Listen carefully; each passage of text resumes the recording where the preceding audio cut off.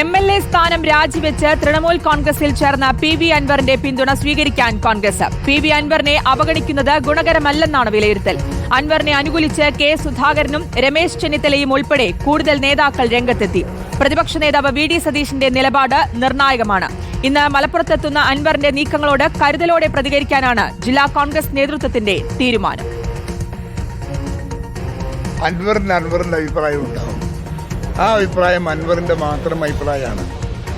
Kerala Pradesh Congress committee എന്ന് പറയുന്നത് അൻവറല്ല, വലിയ പാർട്ടിയാണ്. ഞങ്ങൾക്ക് ഞങ്ങളുടേതായ നയങ്ങളുമുണ്ട്. ആ നയങ്ങൾ അനുസരിച്ചിട്ട് ഞങ്ങൾ ചെയ്യും. ആര് ഏതാള് അപ്പുറത്ത് ഇരുന്ന് പറഞ്ഞാലും അത്രേ ചെയ്യുള്ളൂ. അൻവറിനെതിരൊന്നുമല്ല ഞങ്ങൾ. അദ്ദേഹം മത്സരിക്കുന്നു, കോൺഗ്രസിന് പിന്തുണ കൊടുക്കുന്നു എങ്കിൽ കോൺഗ്രസിനകത്ത് സ്ഥാനാർത്ഥി ഇന്നയാളാവണം എന്ന് അൻവർ പറയുന്നതിൽ എന്താ തെറ്റുള്ള? അദ്ദേഹത്തിന്റെ അഭിപ്രായം. ഞങ്ങളത് വേണോ വേണ്ടേ ഞങ്ങളല്ലേ തീരുമാനിക്കേണ്ടത്. ഒരു കാര്യം, നിലമ്പൂർ UDF വൻ ഭൂരിപക്ഷത്തോടെ വിജയിക്കുമെന്ന കാര്യത്തിൽ സംശയം. ഏതായാലും UDFനെ പിന്തുണയ്ക്കാനുള്ള അൻവറിൻ്റെ തീരുമാനത്തെ ഞാൻ സ്വാഗതം ചെയ്യാം. UDFിലോ പാർട്ടിയിലോ ഇതുവരെ അൻവറുമായി ബന്ധപ്പെട്ട ഒരു ചർച്ചയും ഉണ്ടായിട്ടില്ല. കോൺഗ്രസിനെ സംബന്ധിച്ചിടത്തോളം സ്ഥാനാർത്ഥി നിർണയത്തിന് ഒരു രീതിയുണ്ട്. ആ രീതി അനുസരിച്ചായിരിക്കും സ്ഥാനാർത്ഥി നിർണയം നടത്തുക. ആർ റോഷിപാൽ നൽകും വിശദാംശങ്ങൾ. റോഷിപാൽ, കൂടുതൽ നേതാക്കൾ PV അൻവറിനെ പിന്തുണച്ച് രംഗത്തെത്തി. അതിൽ K സുധാകരൻ, രമേശ് ചെന്നിത്തലയുമുണ്ട്. ഇനിയിപ്പോൾ അറിയേണ്ടത് പ്രതിപക്ഷ നേതാവിന്റെ നിലപാടാണ്. അത് നിർണായകം തന്നെയാണ്. എന്തൊക്കെയാണ് സാധ്യതകൾ?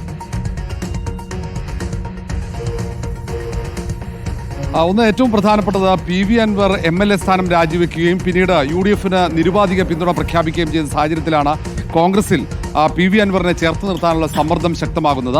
ആദ്യഘട്ടത്തിലൊക്കെ KPCC അധ്യക്ഷൻ K സുധാകരൻ മാത്രമായിരുന്നു അൻവറിനെ ഒപ്പം ചേർക്കണമെന്ന അഭിപ്രായം ഉയർത്തിയത്. പക്ഷേ കൂടുതൽ നേതാക്കൾ ഇപ്പോൾ രംഗത്ത് വരുന്നു. കാരണം നിലമ്പൂരിൽ ഉപതെരഞ്ഞെടുപ്പിന് കളമൊരുങ്ങുമ്പോൾ സ്വാഭാവികമായും അൻവറിന്റെ കൂടി പിന്തുണ അനിവാര്യമാണെന്ന വിലയിരുത്തൽ നേതൃത്വത്തിനുണ്ട്. ഈ സാഹചര്യത്തിൽ KPCC ഒപ്പം രാഷ്ട്രീയകാര്യ സമിതി അടക്കം അൻവറിന്റെ UDF പ്രവേശനം അല്ലെങ്കിൽ അൻവറിനോട് ഇനി സ്വീകരിക്കേണ്ട നിലപാടെന്താണെന്ന് വിശദമായി ചർച്ച ചെയ്യുമെന്നാണ് മനസ്സിലാക്കാൻ കഴിയുന്നത്. ഒരുപക്ഷെ 18-നോ 19-നോ UDF KPCCയുടെ രാഷ്ട്രീയകാര്യ സമിതി യോഗം ചേരും. ആ യോഗത്തിലെ ഏറ്റവും പ്രധാന ചർച്ചയായി അൻവറിന്റെ പുതിയ രാഷ്ട്രീയ നീക്കം ഉണ്ടാകും എന്ന് ഉറപ്പായി കഴിഞ്ഞു. ഏതായാലും നേരത്തെയുള്ള കോൺഗ്രസ് നേതാക്കളുടെ സമീപനമായിരിക്കില്ല ഇനി. കാരണം അൻവർ പ്രതിപക്ഷ നേതാവിനെതിരെ ഉന്നയിച്ച ആരോപണങ്ങൾ മുഴുവൻ പിൻവലിച്ച് മാപ്പപേക്ഷിച്ച സാഹചര്യവുമുണ്ട്. അതുകൊണ്ട് ഇനി അൻവറിനോട് വളരെ പോസിറ്റീവായ സമീപനമായിരിക്കും കോൺഗ്രസ് നേതാക്കൾക്ക് ഉണ്ടാവുക. PV അൻവറിനെ പരിഗണിക്കാൻ തന്നെയാണ് കോൺഗ്രസിന്റെ തീരുമാനം. ആർ റോഷിപാലാണ് വിശദാംശങ്ങൾ നൽകിയത്.